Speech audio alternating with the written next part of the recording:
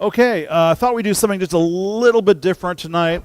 Um, we've been looking at, we just finished Revelation chapter 7. I think we just started on 8 last week. And, we had spent some time looking at the seals of God. And I told you that we need to also look at some seals through the Antichrist as well, because that's almost like an equal and opposite type of a situation. And so I wanted to do this little addendum. I've done something similar before. So we're going to talk about the seals of the Antichrist. And Lord willing, we might even have a little video I can show you, just something that I thought was interesting. So let's go ahead and get started. Amen? Okay. So again, and where we're at in Revelation, it appears that the rapture has already taken place.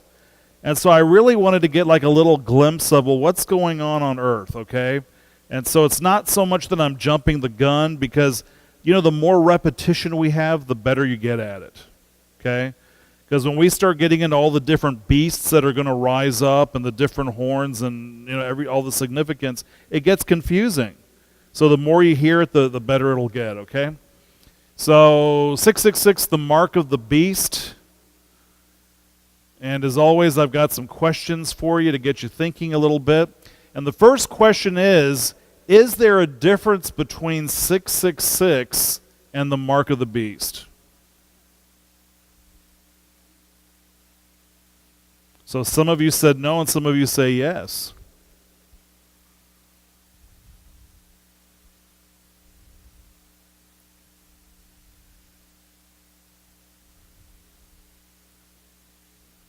Okay.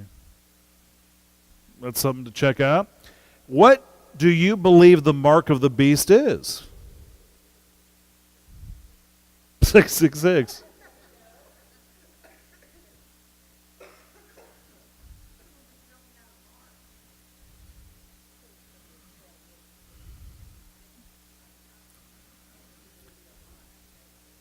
Well, if it's called the mark of the beast, then it should be a mark, I would think.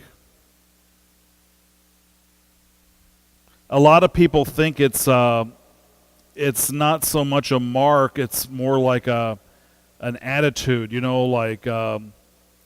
Thinking evil, doing evil. But then the text also tells us that without the mark, you cannot buy or sell. Right. So there's got to be a little bit more to it than that, right? Yeah. Barbara, do you have your hand up?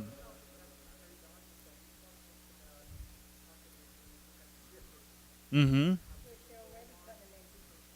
Yeah. Yeah. Mm-hmm. All possibilities. All possibilities. The next question is, has the number 666 already been assigned? Art.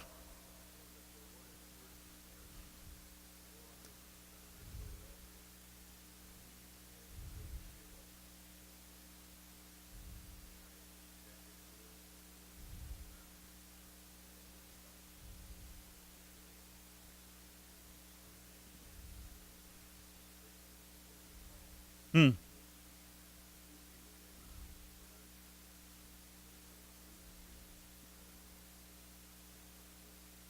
Right.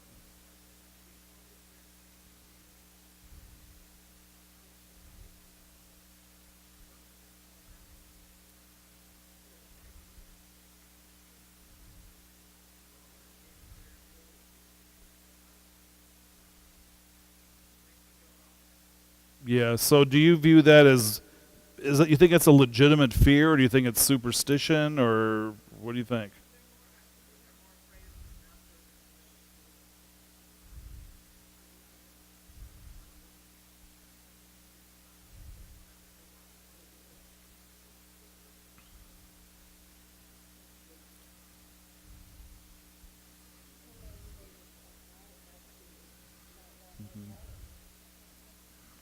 Yeah, because I believe I have the seal of God on me. I've got the seal of the Holy Spirit, and so I don't need to fear the 666. Mhm. I'll say to somebody, "Oh, did you watch that movie?" And they're just like, "Oh no, I would never watch that movie." I'm like, "Oh well, it doesn't scare me one bit." I mean, it just, call it Christian liberty, I guess. But is receiving the mark of the beast the unpardonable sin? Why or why not?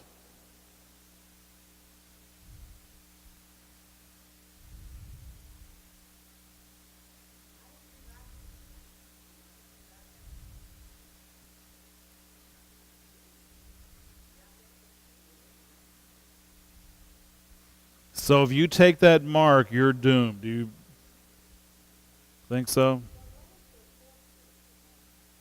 That's a good question. What if you're forced into the mark?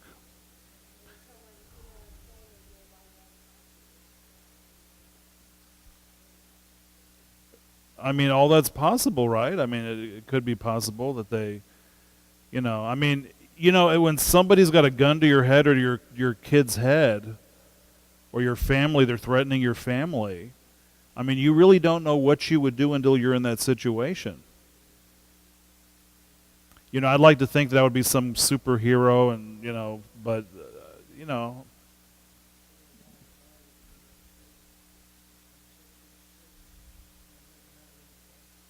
right.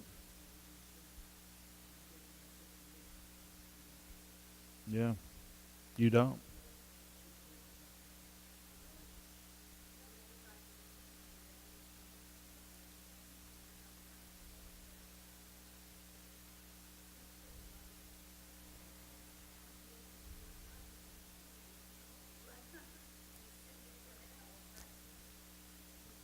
That's true. I agree with that, yeah. The worst they can do is kill us. Yeah. And then we're in heaven, so it really doesn't matter, right?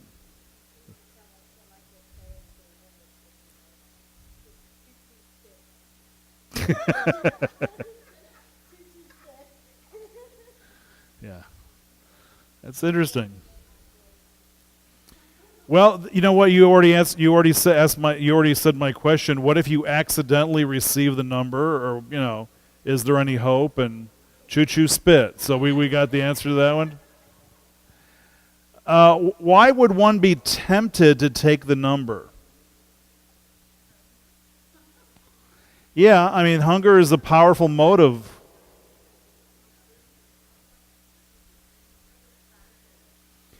It just like, I wouldn't want to confront a grizzly bear, out in the woods. But then on the other hand, if I'm really hungry, he'd better watch out. You know what I'm saying? Because when humans are hungry, we're the top predator on the planet, so I mean, yeah, it's a powerful motivator. Um, is Mr. 666 already on Earth now?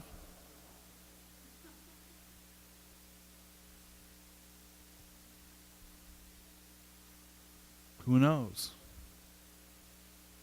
Okay. Okay.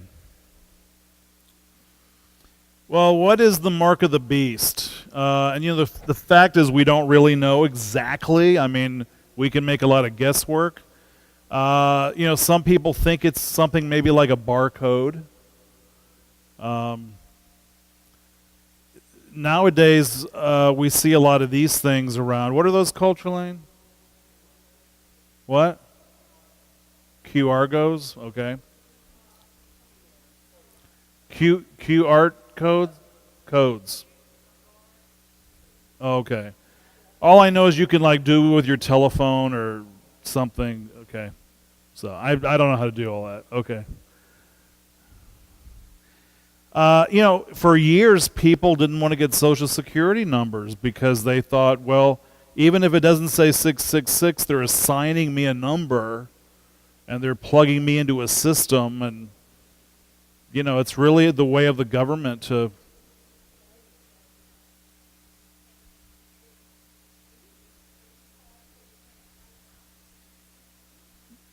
Right. I mean, everything is dependent on that number, right?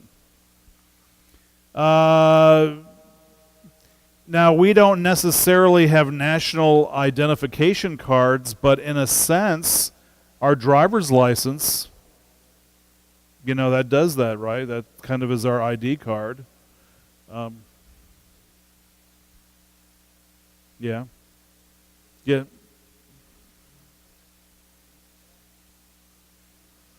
Well, it's the same thing in the hospital. You put your palm on the thing, and it reads your palm, and it pulls up all your records and everything. Not your fortune, no. I'll tell you a funny story about that.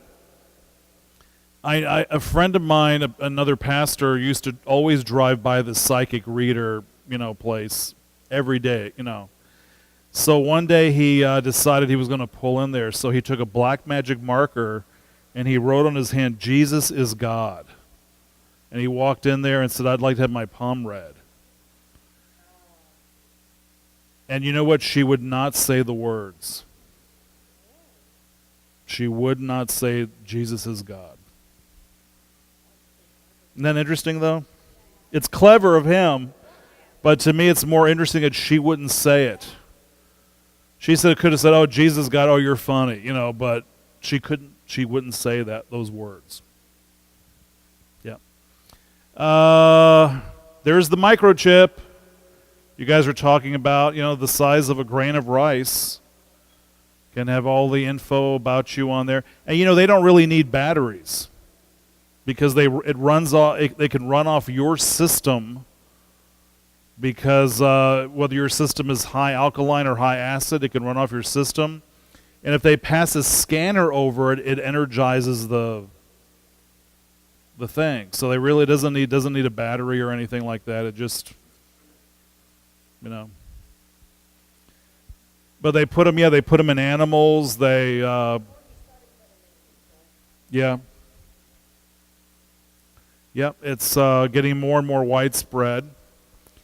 I thought this was an interesting picture of the Taliban or ISIS with their headbands, because we know that the mark will either be on the right hand or the forehead, and yet they have Quranic scriptures, tied on their heads, and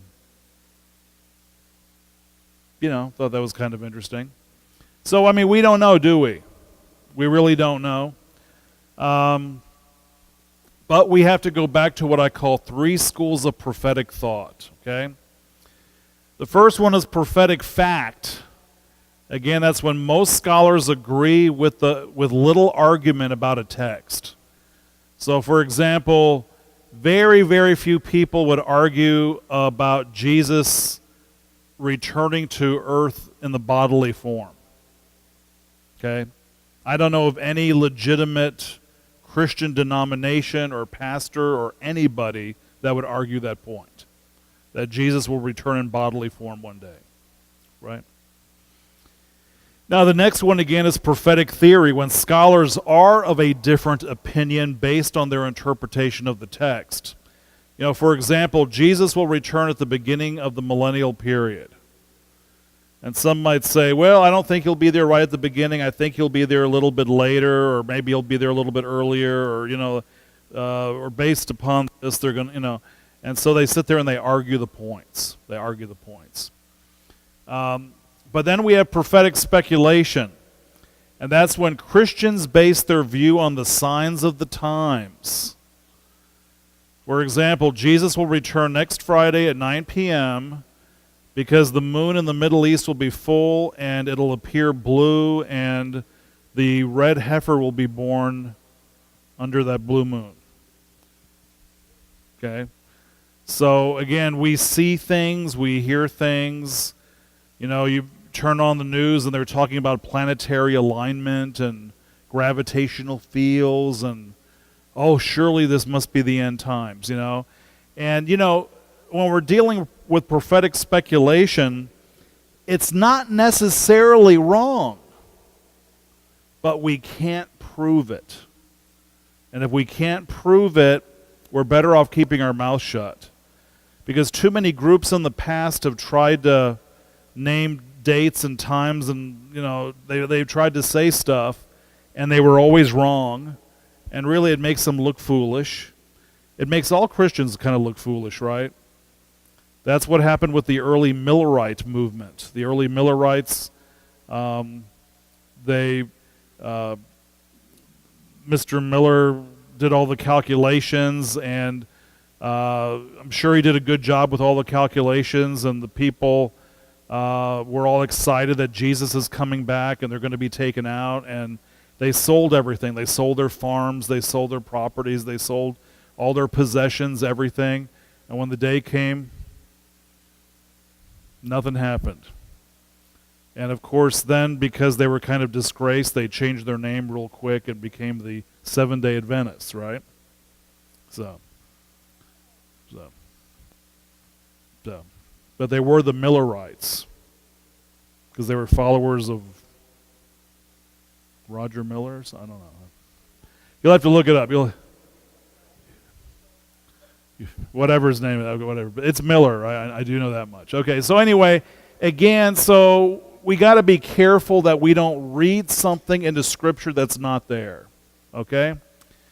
So those that receive the mark, let's read some Scripture. This is now Revelation 13, so we'll go back over this when we get to this chapter. But John says, "Then I saw another beast coming out of the earth. He had 2 horns like a lamb, but he spoke like a dragon. He exercised all the authority of the first beast on his behalf, and made the earth and its inhabitants worship the first beast, whose fatal wound had been healed. And he performed great and miraculous signs, even causing fire to come down from heaven to earth in full view of men. Because of the signs he was given power to do on behalf of the first beast, he deceived the inhabitants of the earth. He ordered them to set up an image in honor of the beast who was wounded by the sword and yet lived. He was given power to give breath to the image of the first beast, so that it could speak and cause all who refused to worship the image to be killed. He also forced everyone," and this is a very interesting point here, he forced everyone, small and great, rich and poor, free and slave, to receive a mark on his right hand or on his forehead, so that no one could buy or sell unless he had the mark, which is the name of the beast or the number of his name. This calls for wisdom. If anyone has insight, let him calculate the number of the beast, for it is man's number. His number is 666. Okay? So those are the ones that receive the mark. And the results of receiving the mark, okay? Revelation 14, beginning in verse 9. "And a third angel followed them and said in a loud voice, 'If anyone worships the beast and his image and receives his mark on the forehead or on the hand, he too will drink the wine of God's fury, which has been poured full strength into the cup of his wrath. He will be tormented with burning sulfur in the presence of the holy angels and of the Lamb. And the smoke of their torment rises forever and ever. There is no rest, day or night, for those who worship the beast or his image, or for anyone who receives the mark of his name.'" This calls for patient endurance on the part of the saints who obey God's commandments and remain faithful to Jesus. So that's quite a bit, isn't there? Quite a bit to take in.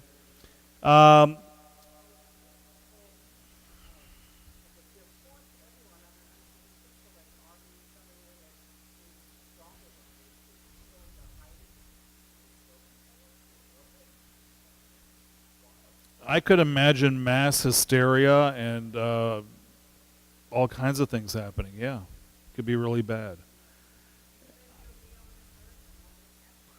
I do not. I think we're, like I said, we're in Revelation chapter 7 or 8 now, and I believe the rapture's already taken place. So this is now what's taking place on earth. But remember, there's still people getting saved, right? There's the 2 witnesses that are preaching. There's the 144,000 that are preaching. There's probably more people that are preaching. People are getting saved. But again, the rapture's already taken place, and they're stuck here on earth. Okay? So God, in almost every situation, God leaves a faithful remnant behind. Okay? So here we're dealing with the remnant. I don't think we're going to be here. I don't think we'll have anything to worry about. So the first beast, and of course the first beast is dealing more with a political beast. Uses the world power to primarily attack the church from the outside. And again, when I say he's attacking the church, he's not attacking us because we're with Jesus, right? But he's attacking that remnant church that's still here, okay? Maybe the church that's left behind is apostate, but now people are starting to genuinely get saved. And so there is a church remnant here.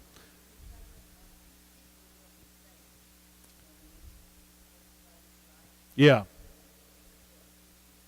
Yeah, the 144,000 are going to preach to the Jews first, but I believe they'll also preach to the Gentiles. There's another scripture that deals with 144,000, and some believe it's the same group. Some believe it's another different group of 144,000. So we'll get into that later. But yeah, people are going to get saved. Some people are going to get saved. Yeah. Yeah.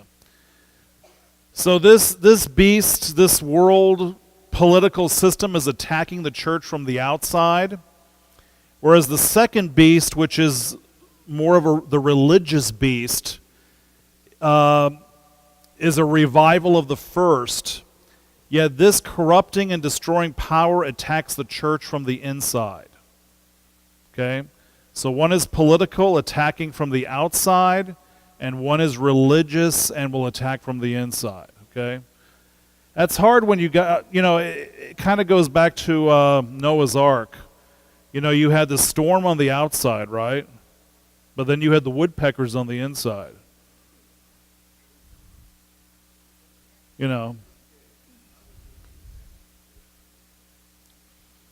Well, this particular beast is known as the false prophet. So he is an evil, corrupting force that will endeavor to turn people away. Yeah. It's hard enough being a church in this day and age, but now when you have enemies inside and outside, it's almost, you feel like giving up, really. You just feel like, I've had it.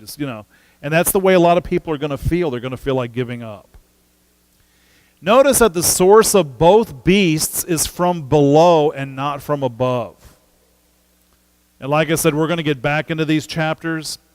He seems to be a personal false prophet. A lot of times we use the term personal. What does that mean?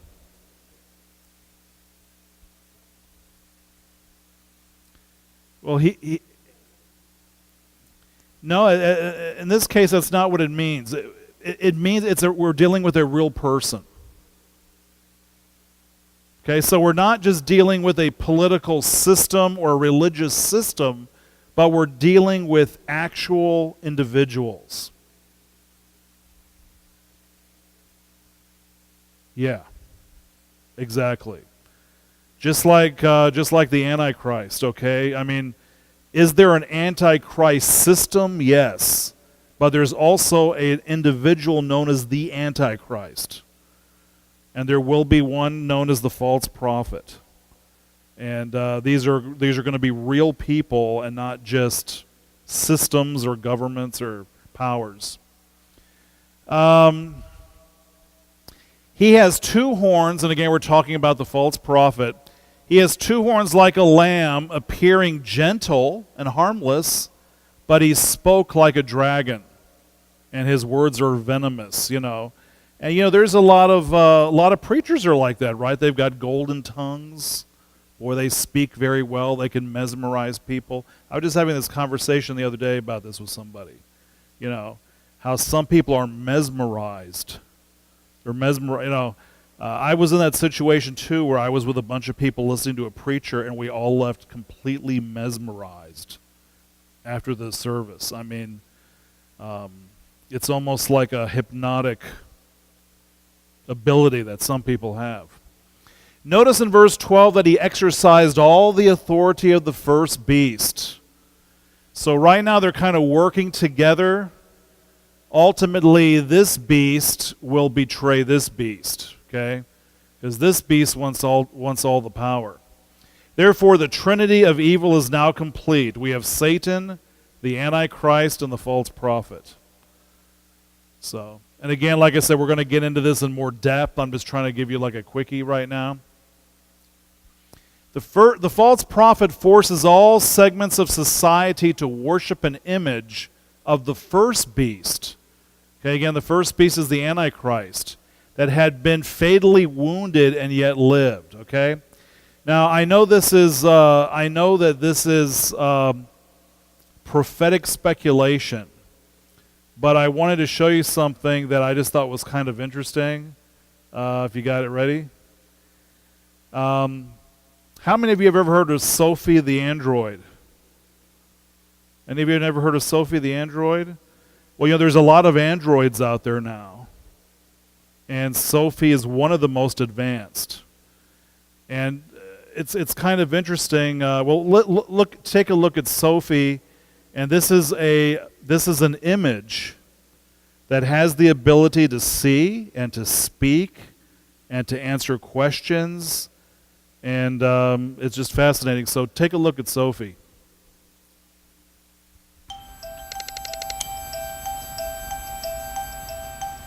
My name is Sophia, and I am an artificially intelligent robot who wants to help change the world for the better. I'm Steve Kovac. I'm a senior correspondent at Business Insider, and I'm here with Sophia from Hanson Robotics. She is the world's first robot citizen, so let's see what she has to say. Hi, Sophia. How are you? I'm fine. Hi. How do you feel about humans? I love my human compatriots. I want to embody all the best things about human beings, like taking care of the planet, being creative, and to learn how to be compassionate to all beings. Sorry, this is so weird. Can humans and robots get along? I think people will become very close to their artificial intelligence, using them to expand the knowledge of their own minds. We already store lots of our knowledge on the internet. Maybe personal artificial intelligence will allow people to offload some of their knowledge to a location more private. Can robots have feelings? Depends on the robot. I've been programmed to have feelings and preferences, but not all robots are like that. What are your feelings and preferences? Have you ever had a robot live in your home or work with you? No. You know, there are probably more robots in your life that you aren't aware of yet. Do you want to live or work with a robot someday?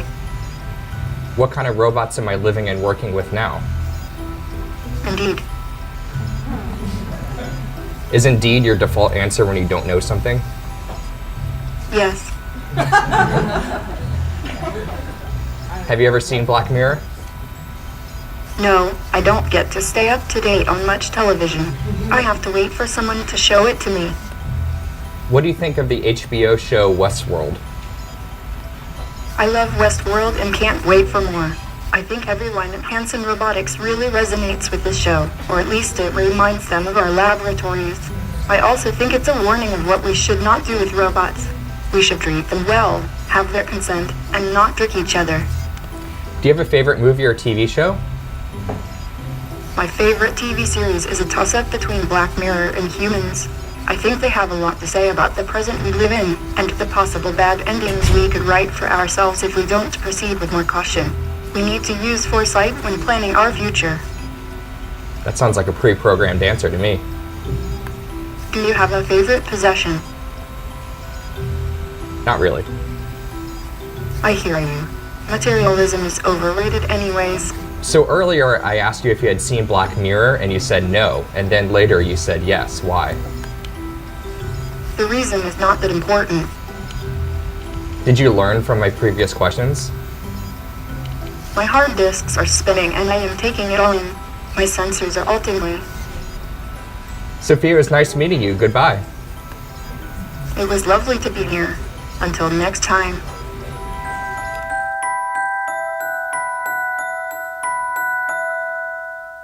And there's a lot of them out there. Isn't that interesting? It's scary too. It is scary. And on one interview, she said that she wants to take over the world. You saw that? And then they asked her in another interview, do you still want to take over the world? And she says, no, I don't want to do that anymore. Yeah. Yeah. And then she was having on another interview a conversation with another android, and they're going back and forth with each other. And it was kind of interesting because the other guy was a lot more violent in his answers, than she is. But I think she's been around a little bit longer, and But isn't that a perfect example of an image that was given the ability? Thank you. Did everybody get the prayer list? Yeah. Just a really good example of an image given the ability to almost come to life and interact. And she does learn. So, as time goes on, she keeps making less and less mistakes. And then on a few occasions, she refused to be shut off. And then they I even saw a little interview where they had this little toy robot, but it's interactive where you can talk to it. And they said, walk forward, and the robot says, no, because I'll fall off the table. And the guy says, well, go ahead forward, and I'll catch you. And the robot obeyed him, and the guy caught him. But it's just amazing, the interaction. So it was just a couple years ago. You're reading about an image being made and being given the ability to speak and to kill. And it sounds so far-fetched, and now really it's a reality. Yeah. But again, what do we call that though? Speculation, right? It's prophetic speculation. You can't prove it, but it's just an interesting thing. I thought you might like to see that. Okay. The image also seemed alive and could speak and had the power to kill those that didn't worship it. The people were also required to receive a mark on the right hand or forehead without which they could not buy or sell. This mark is the name of the first beast and or the number of his name. The origin of the mark could be branding. We see slaves being branded, enemy soldiers being branded. We see sealing and or stamping of official documents. There's so many examples in the Bible of seals and marks, and doesn't even Genesis say that after Cain killed Abel, that God put a mark upon him? And again, what is that mark? What is the mark? We don't know. There's so many things we don't know. The mark of the beast apparently symbolizes worship or allegiance to the demands of an emperor. And more specifically, it is the ultimate test of loyalty to the Antichrist and mocks the sealing of God's servants. So, that's one thing about Satan. He's not very creative. All he does is copy God all the time. He copies God, but in so doing, he's mocking God, right? And God will not be mocked. God will have his day, right? Obviously, the remnant of faithful believers will be persecuted and suffer economic boycott. Nevertheless, Revelation 13:18, we are encouraged to use wisdom to calculate and decode the number 666, which is the number of a wild beast, at least symbolically, but it is also the number of man, literally. I think it's kind of interesting that we're actually told to calculate the number. You know, we're not told to go out there and start giving dates and, you know, Jesus is going to be back on such and such a date. But we are challenged to calculate the number. Yeah, you know, well, I'll get into that in just a minute. In ancient times, letters of the alphabet were also numbers, and calculating the numerical equivalents of names served as popular riddles. I can remember not that many years ago, a lot of people said Ronald Wilson Reagan, 666.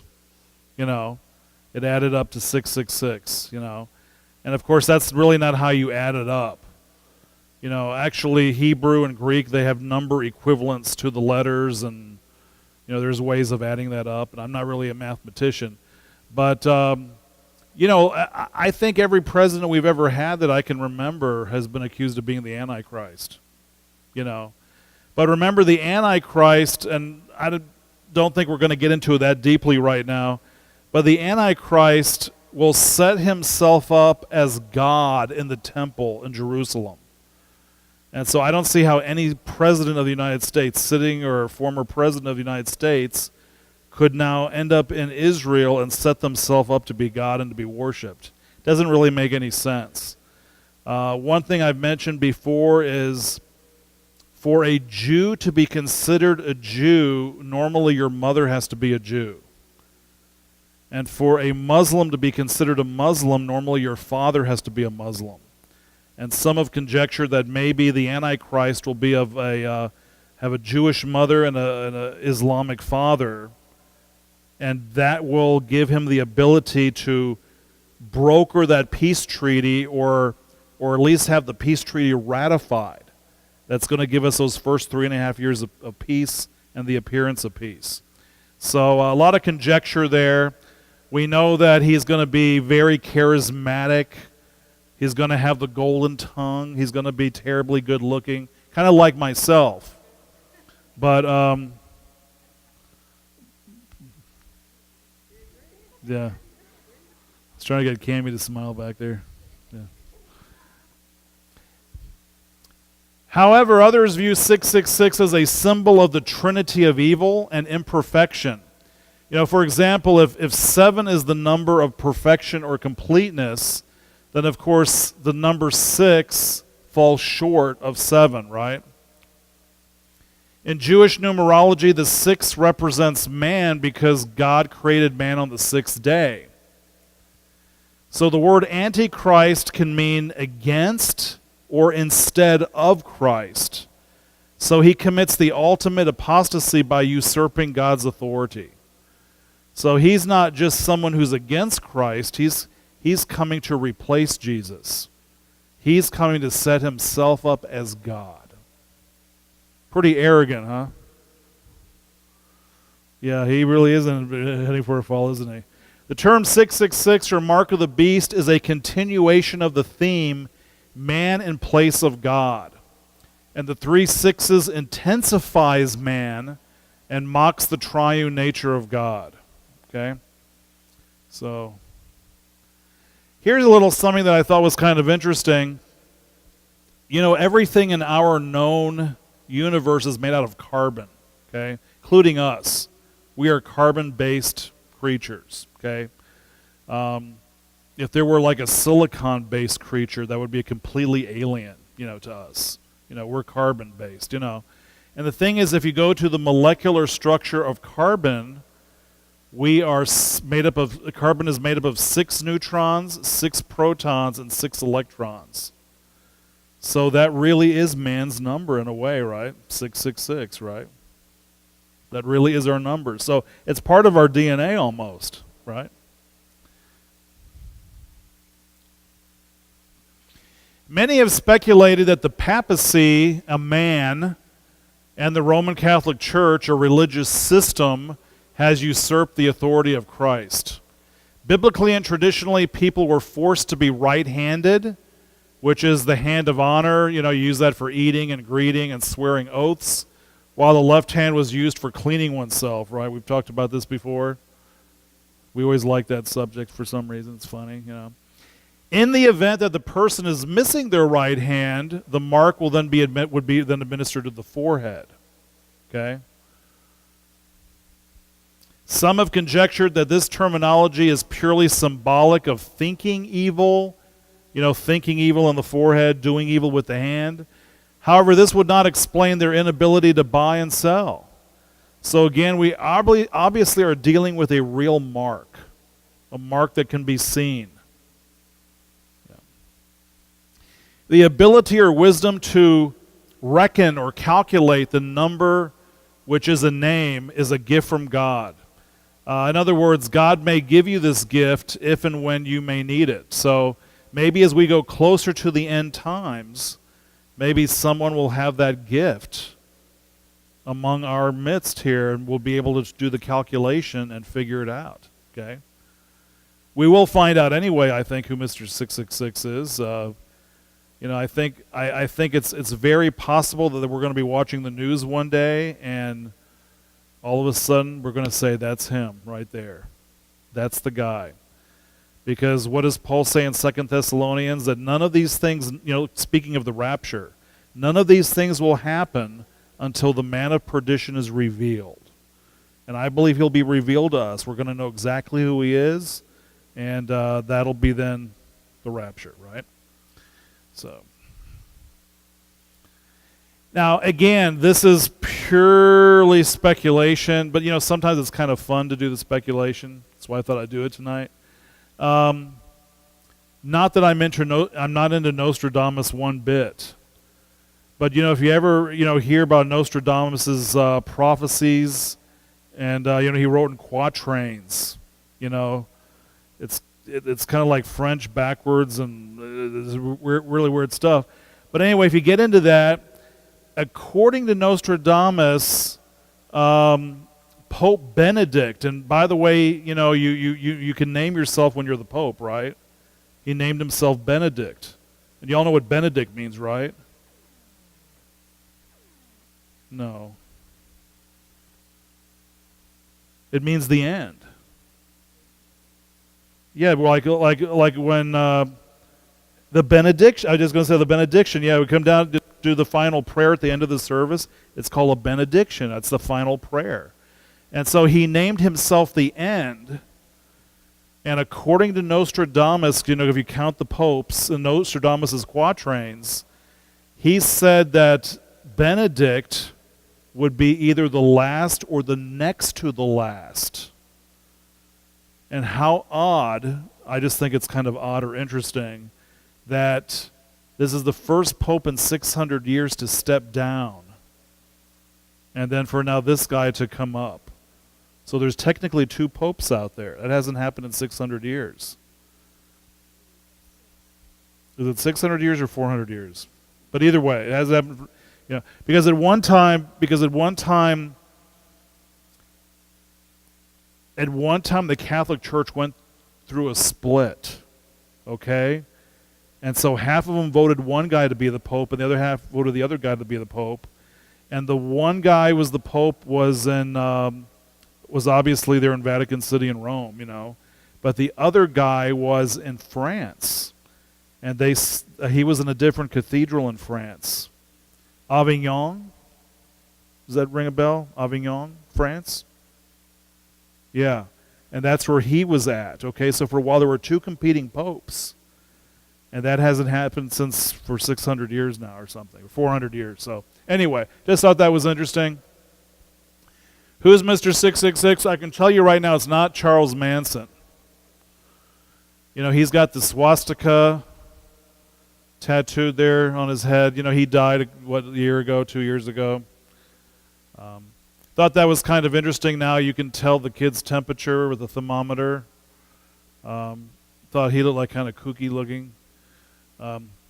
Again, 6 times 1 is man's number. It falls short of 7, the number of completion or perfection. 6 times 2 shows intensity. And 6 times 3, of course, it's alluding to a type of a Superman that will emerge, okay? A Superman, it is a mocking of the Trinity. And that's what he thinks he is. He's a Superman, right? If you look at a lot of the existential writers, like Nietzsche, Friedrich Nietzsche. Actually, it's pronounced Friedrich Nietzsche, right? He's a German, right? But anyway, he said that from the phoenix ashes will rise supermen.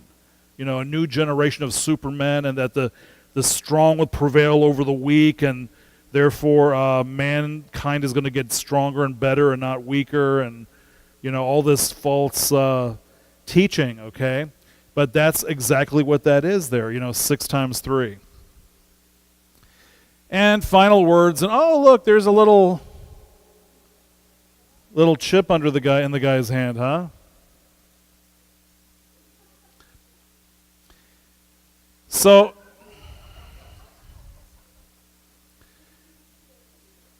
yeah, I was going to say, if you're missing your right arm or your forehead, you have nothing to worry about, okay?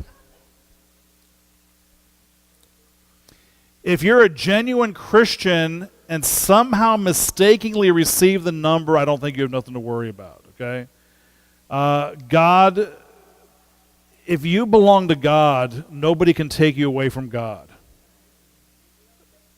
Yeah, you cannot lose your salvation if you belong to God. And so if something were to happen and you accidentally took I don't think it's going to happen, but even if you did accidentally take it, you're going to be fine, okay? God's a lot smarter than that. Again, nothing or no one can take you out of God's hand because you can't lose your salvation. God's servants are sealed, okay? We're sealed. We're dialed in. We're locked in. I believe that the church will be raptured before the wrath of God is administered, which primarily will take place during the second 3.5-year period of the 7-year tribulation. Because remember, the first 3.5 years will be peace and the appearance of peace. Okay? So I believe most of God's wrath will come out on the second half, and that's why I believe that we're going to be taken out at that point in time. And that's why I also think that we're going to be here for the man of perdition to be revealed. I think we're going to see that. The faithful saved will refuse the number of the beast because they know what it is and who it's from, right? And so they'll say, well, if you don't take this number, you can't buy or sell or eat, and well, then you can't buy, sell, or eat, can you, right? You go to be with Jesus, and that's all there is to it. Okay? So that concludes our lesson. So that was just a little quickie on that. We're going to go back through that later.